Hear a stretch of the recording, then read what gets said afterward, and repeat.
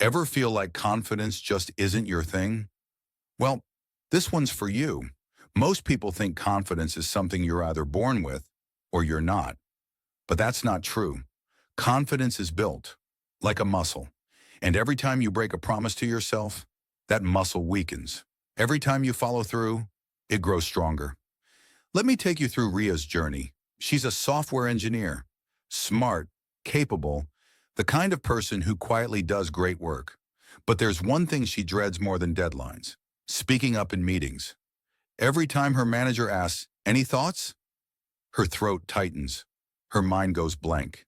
She forces a polite smile while someone else shares an idea she had hours ago.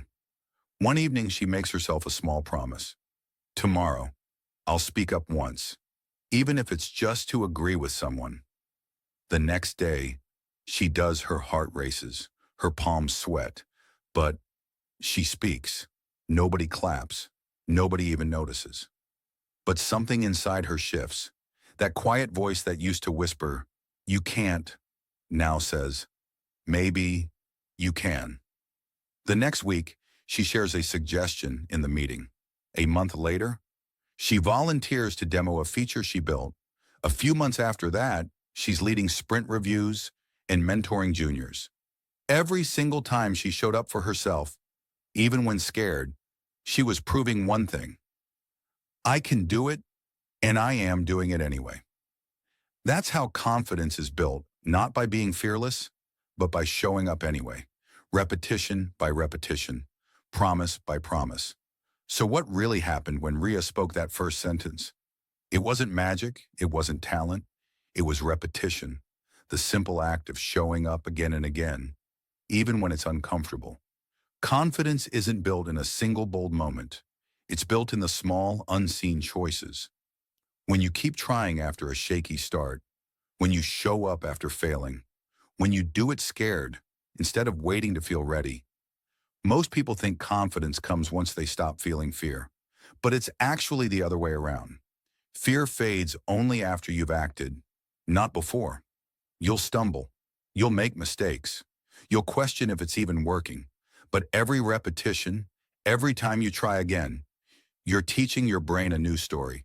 I can handle this. And the more you repeat that, the more it becomes real. That's the real foundation of confidence, not perfection, not fearlessness, just consistent courage. Practice one small moment at a time. Here are 3 simple shifts to help you start building confidence. Each one is an action you can take. Small, practical, and powerful. Step 1, keep micro promises, begin small. Don't try to overhaul your life in a week. Just make one tiny promise to yourself and follow it. Wake up 10 minutes earlier. Read 5 pages before bed. Write one idea every morning. These small acts begin to shift something within you. That's where real confidence begins. Not with huge achievements, but with tiny, consistent choices that rebuild trust in you. Step 2, shift from outcome to process. Most of us tie our confidence to results. We tell ourselves, "I'll feel confident once I'm fluent, when I speak perfectly, without mistakes." But that's a trap. Confidence doesn't come after success. Confidence is what allows success to happen. So instead of chasing outcomes, focus on the process you can control. Don't aim to lose 5 kilos. Just show up for a 20-minute walk. Don't promise yourself fluency in a language. Just practice for 15 minutes today. Don't aim to dominate a meeting. Just speak once. The more you show up for the process, the less pressure you put on the result. Over time, effort becomes identity, and that's when you start moving from doubt to trusting yourself.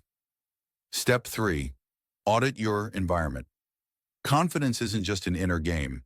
Your surroundings matter more than you think. If you're surrounded by negativity, comparison, or people who make you feel small, even the strongest mindset will struggle to grow. Take a quiet moment to audit your space. Unfollow a few accounts that drain your energy. Replace 15 minutes of mindless scrolling with something that lifts you.